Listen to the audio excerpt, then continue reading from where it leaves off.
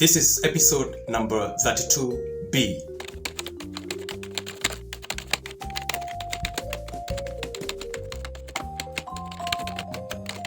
We have a sniper out there trying to hunt down Professor Wilhelm Gutenberg, Dr. John Taylor, and the STN militants. One Mr. Jake Daniels spots the shooter and John Taylor undertakes to scale down the wall in pursuit.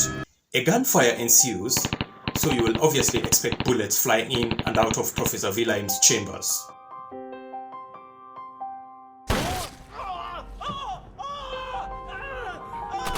Now allow me to let your imagination run a little wilder.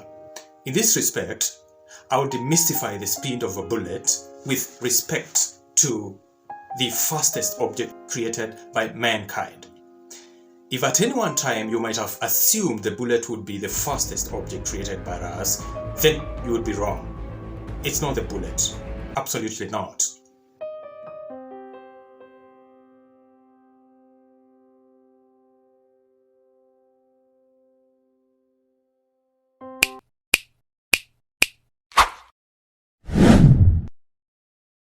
Welcome to my channel. My name is Victor, the author of the File Soldier series of novels.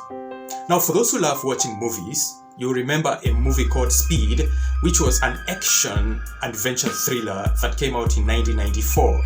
When a young Los Angeles Police Department SWAT officer called Jack Traven angers retired Atlanta Police Department Bomb Expert Squad member Howard by foiling his attempt at taking hostages stuck in an elevator with a bomb, Howard, in retaliation, arms a bus with a bomb that will explode if it drops below 50 miles per hour. With the help of a passenger called Annie and his partner Detective Harry Temple, he tries to save the people on the bus before the bomb goes off.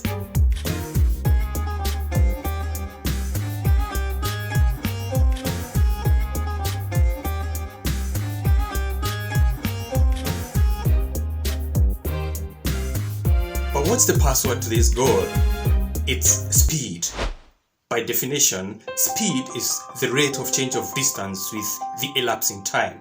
Now, the movie Speed aside, let's assume an hypothetical bullet flying across Professor Wilhelm's chambers, shot from the sniper's rifle 300 meters away, and hitting the refrigerator under which a militant called Alexander Vickett, for example, is hiding in 3 seconds. Its speed would be 300 meters divided by 3 seconds, and that would result to a bullet traveling at a speed of 100 meters per second. Terrific speed, right? Let's not assume we could never be surprised, because what I'm about to tell you will refute this old school fact.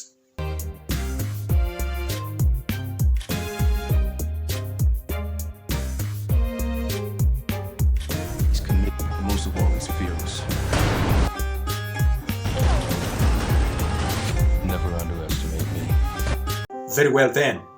The fastest speed ever achieved by a man-made object is a record owned by the Parker Solar Probe launched by NASA in 2018. With the mission of making observations of the outer corona of the Sun, it will approach to within 9.86 solar radii from the center of the Sun, and by 2025 will travel at closest approach as fast as 690,000 kilometers per hour, or essentially 0.064% the speed of light. Now, considering the fact that the speed of light is 299,792,458 meters per second, 0.064% of that will be 191,867 meters per second. That's more than 1,000 times the speed of the sniper bullet ramming onto Professor Wilhelm's refrigerator, right? But let's stop at that. We want to hear what happens in this gunshot trade. So, ladies and gentlemen, allow me to proceed from where I left in the previous episode. I fire, you fire. Appealing. Incentives cultivated. Animal instincts. You fire, I fire, replied Miles. Quickly, I sneaked behind the blights, supported myself at the sill and peeped.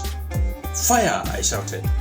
I sprang over the sill and clung onto the metallic grill beneath and hit quicksand. Could even sense the gunman's eyes fixed on my back. The scope gleamed aimed at my spine. Instinctively, I clawed flat over the concrete wall against the force of gravity. How the hell could I contrive to scale down the wall without losing my grip? Is it by faith? Could it be courage? Or was it the cover of gunfire I had been promised? Miles aimed, fired 10 times and stopped. I curled over the sill and followed up with 2 extra gunshots. My climbs hung equidistant to the brick wall, tools pegged against it for support. Should I jump? No, not yet. I took a glance below. The descent would be about 20 meters. Make the ground to cockpit contacts, Miles, I whispered in the earpiece. Of course, he replied. We'll need ground to cockpit comm ASAP. But first, I watch your back. Here, take this. Engage my PDA. It's a general packet radio service connection with real-time updates intel from our mains in Afghanistan. Reliable BND and MAD military counteragents service hourly updates will serve you right. I slipped my gun into the pocket and grabbed the PDA gadget. In the meantime, Mr. Alfred Bench undertook to have our GPRS tunneling protocol activated at some STM station serving as a general support node in Europe. Miles, I called, fire! I withdrew from the sill and clawed a thin metallic plate a meter below. That spun me to the left. Fire! Fire! Like a lizard, my chest grinded against the ragged wall.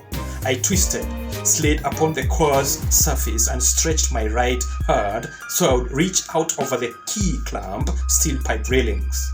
Thrilling, part of which was fun.